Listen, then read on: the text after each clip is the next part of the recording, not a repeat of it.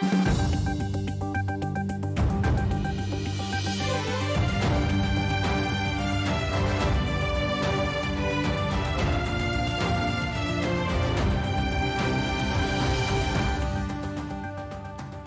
government and the Election Commission have finally arrived at a consensus to hold local-level polls on 18th of May.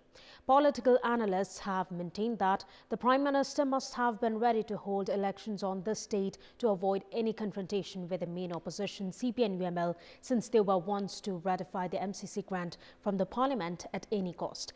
With Mao Centre and Unified Socialist against parliamentary ratification of the MCC bill, the Prime Minister would need the support of the main opposition in this regard. Good morning, I am Bipashna Tamang and these are the headlines of the hour.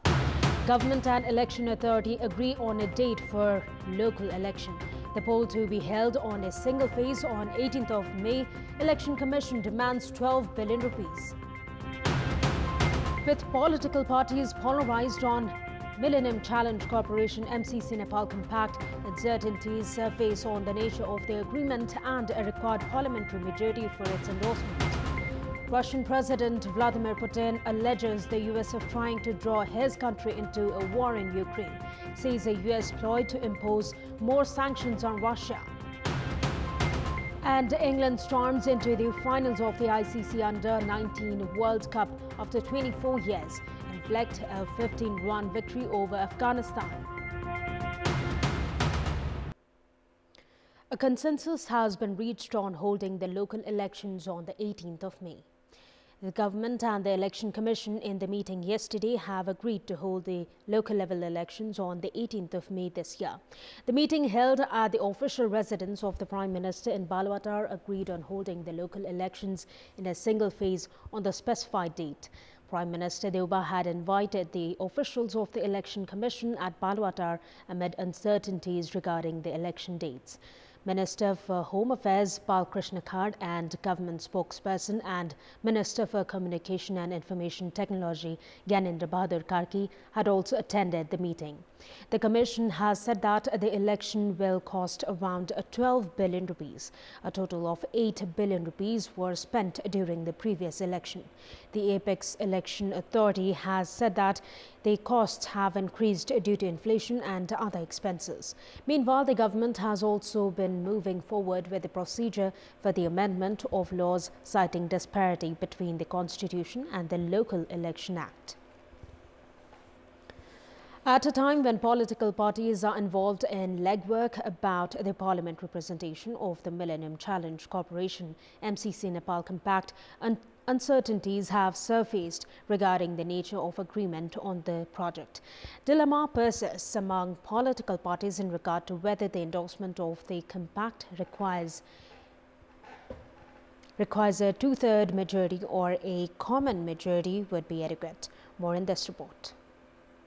The $500 million compact between Nepal and the US government's Millennium Challenge Corporation MCC was signed in September 2017 and registered at the Parliament 2 years later. Initially, a contract was signed between the two governments, which required endorsement of the compact from the Council of Ministers.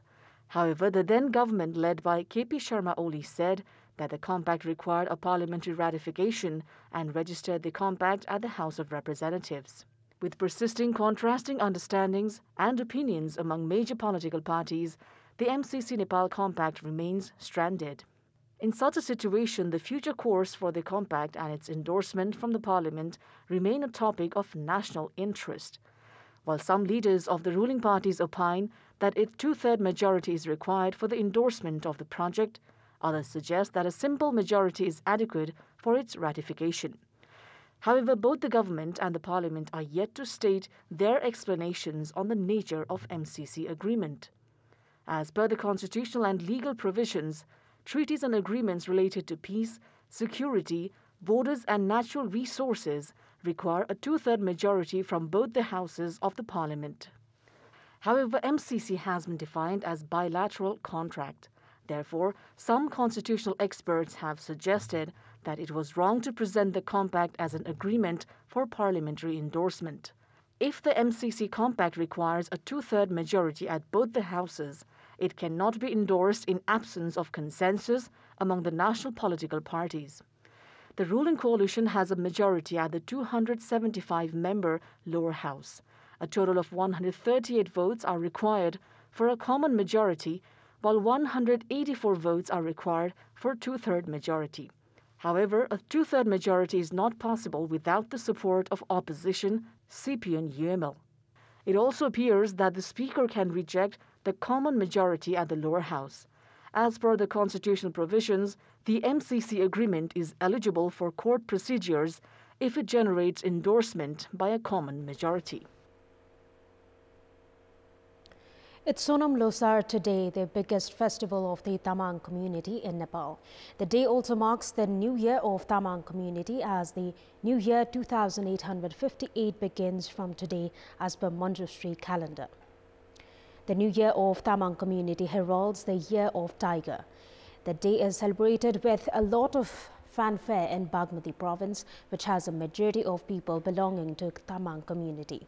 The government has also declared a public holiday today, marking the Losar festival. A number of organizations have said that they are adopting health safety protocol during the celebrations, which is observed across the country. The Nepal Oil Corporation has hiked the price of petroleum products yet again. In a press release issued late yesterday, the National Oil Monopoly has said that it had to increase the price of fuel products because of the hike of petroleums in the international market. Based on the latest revision, fuel products have become costlier by 3 rupees.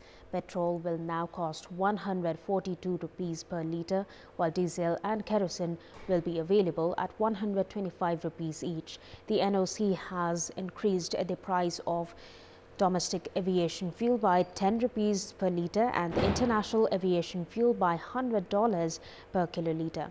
Meanwhile, the corporation has not changed the price of LPG or cooking gas. Industrialists and business persons have begun hesitating in filing their taxes. The taxes yet to be received by the government have increased by more than 10 billion rupees in the first 6 months of the ongoing fiscal year. Meanwhile, the number of taxpayers has increased by 453,000 in the same time period. According to the Inland Revenue Department, the government was projected to obtain 39.4 billion rupees by the end of the previous fiscal year. However, with receivable tax increasing by 10.27 billion rupees in the past 6 months, the government is yet to receive 49.67 billion rupees in taxes. This means the receivable tax has increased by around 26% in the past 6 months. Based on the trend, more people are not filing the value-added tax, with the receivable VAT standing at 14 billion rupees until the mid of July last year. The due amount has now reached 20.16 billion rupees, at 44% higher. The receivable income tax has increased from 23.54 billion rupees in mid-June to 27.58%. Despite collecting value-added tax from the customers, the industrialists and business persons have cited coronavirus pandemic as the reason for their losses and have not filed VAT amount. However, the number of taxpayers has increased by 453,000, while those receiving the personal account number or PAN has grown by 277,000. In our Public Voice segment, we had asked in several provinces what is the reason for the lack of coordination between district representatives and local officials. Let's take a look at what they had to say. Public Voice. जनप्रतिनिधि र कर्मचारी बीच आपसी समझदारी नभएको कारण दुवै तर्फको आफ्नै दम्यको कारण हुन सक्छ। यिनीहरू 5 वर्षे हुन् जनप्रतिनिधिहरू भन्ने भावना, कमिसनको चलखेलको कारणले गर्दा भ्रष्टाचारको गर्ने कुराबाटै एक आपसमा डिफेक्ट भएको नीतिगत कुरामा भेद हो कि चुनाव जितेर आएका हुन्छन् के कर्मचारीहरूलाई चाहिँ पेल्न खोज्छन्। दुवै तर्फी मतलबी भएर लोकतन्त्रमा तपाईको कर्मचारी तन्त्र छन्।